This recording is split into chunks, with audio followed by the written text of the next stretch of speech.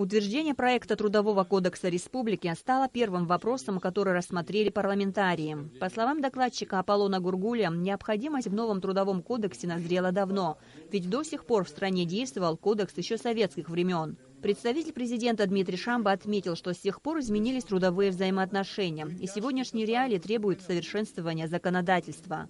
Депутаты единогласно проголосовали за принятие проекта. Трудовой кодекс вступит в силу с 1 января 2017 года. Почти трехчасовую полемику вызвал законопроект об электроэнергетике, ранее уже принятый в первом чтении. Мнения выступавших разделились. Однако все выразили согласие с тем, что закон, регулирующий энергетическую отрасль, стране нужен. Представлявший законопроект председатель Комитета по экономической политике, реформам и инновациям Гурам Барганджа считает, что документ достаточно долго прорабатывался, его следует принять во втором чтении. Депутаты Ахрабжани, Алмаз Джопу и Валерий Агарба поддержали коллегу. Закон в целом регулирует целую отрасль, в которой у нас на протяжении 2 десятков лет практически вообще не было никакого нормативного регулирования. Что подразумевает это регулирование? В первую очередь, это регулирование распределения электроэнергии, регулирование тарифов на электроэнергию и на производство услуг, лицензирование, определение правил рынка электроэнергетики, функционирование электроэнергетической системы, безопасность и надежность системы, защиту прав потребителей. Все эти положения нашли отражение в настоящем законопроекте. Очень важную вещь, которая здесь отражена в этом законе, это разделение отрасли на ряд составляющих частей для того, чтобы были юридические и экономические отношения внутри отрасли. Это же мы рекомендовали и в документе, завершающем энергетической комиссии. В первую очередь, это мы разделили генерацию, то есть производство электроэнергии, от операторов передающих сетей, то есть вот эти вот высоковольтные линии, которые идут, и вся инфраструктура, которая их обеспечивает, и операторы, естественно, которые занимаются этим делом, они отделены от производства. Те, кто высказывался против, а в их числе и представитель президента в парламенте, признавали, что закон нужен, но совершенно другой. По мнению Дмитрия Шамба, вступление в силу закона об электроэнергетике в нынешней редакции приведет к неминуемому увеличению тарифов за потребляемую электроэнергию.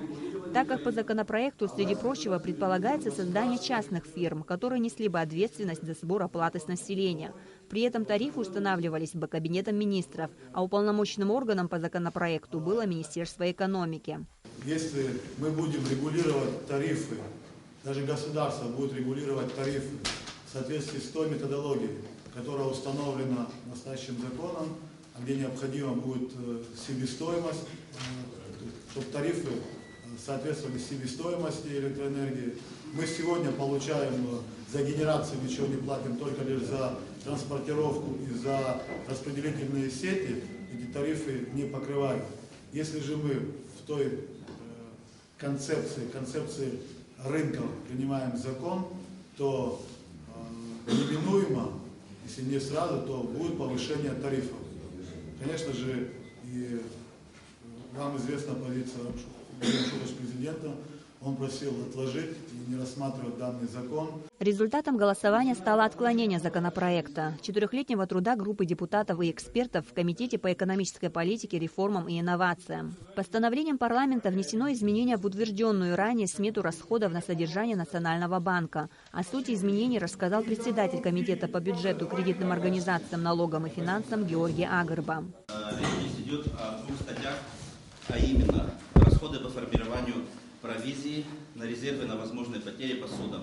И 2 статья – расходы по операциям с инвалютой. У Национального банка сегодня есть возможность как-то помогать коммерческим банкам. Мы в комитете приняли решение, значит, увеличить данную сумму до 300 миллионов.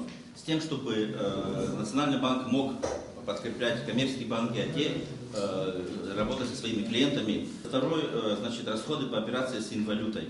Здесь, вот, если вы заметили, стояло 3 миллиона, мы его предлагаем увеличить до 12. Здесь в этой смете видно только расходы Национального банка, но по этим операциям доходы чуть больше в 2 раза. То есть банк на скачке валюты пытается зарабатывать и зарабатывает. Рассмотрев еще ряд вопросов по дополнительной повестке, депутаты перешли к кадровым вопросам. В результате тайного голосования первым заместителем председателя Верховного суда избран Умар Бирулава. Судьями арбитражного суда избраны Саида Гуля и Алиса Чамагуа. Судьей суда города Сухум стала Милана Джинжолия. Амрамич Бельдар Дамиров, Абхазское телевидение.